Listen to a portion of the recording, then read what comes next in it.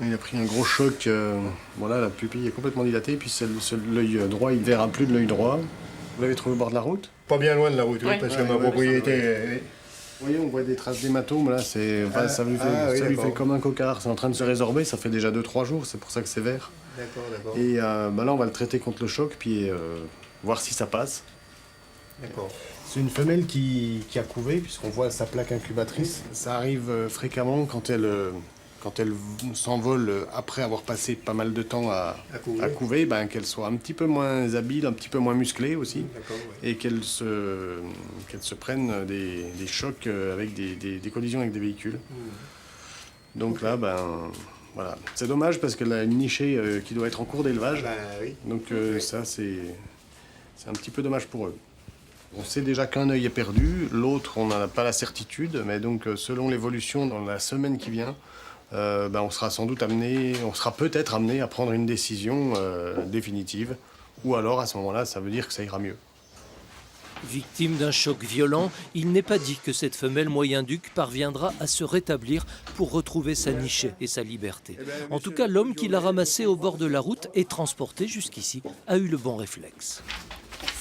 L'efficacité du centre Athénas tient beaucoup à son réseau de correspondants. C'est l'un d'eux, par exemple, qui, à Garnerand dans l'Ain, a trouvé 2 jeunes mésanges charbonnières dans un moellon et leur a aménagé cette boîte à chaussures. Il y a encore un tout petit peu de duvet sur le dos. Donc en fait, en moins d'une semaine, normalement, on va les amener à la taille et au poids d'envol. Certains bénévoles viennent même participer à des formations. Ici, comment nourrir un jeune martinet. Fait passer dans le jabot. Alors, prise en main, en fait, c'est simple.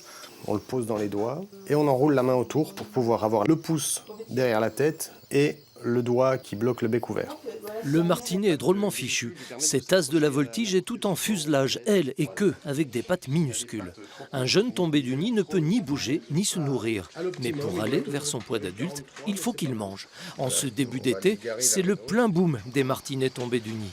Le centre Athénas a besoin de renforts pour les nourrir, 5 fois par jour, d'où cette journée de formation.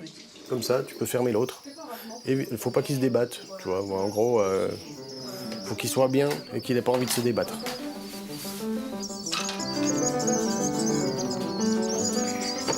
Là, tu le tiens encore à l'envers. Il faut vraiment, parce que c'est un grand stress pour lui d'être... faut qu'il soit bien groupé les ailes, pas sous le corps, mais sur le dessus du corps. Si tu arrives à lui en donner 4 et puis que ça se passe bien, tu peux après lui en donner 15 ou 20. Chaque jour, pendant cette période, certains martinets sont désormais prêts à retrouver leur élément naturel, à savoir le plein ciel. Cet oiseau ne cesse presque jamais de voler.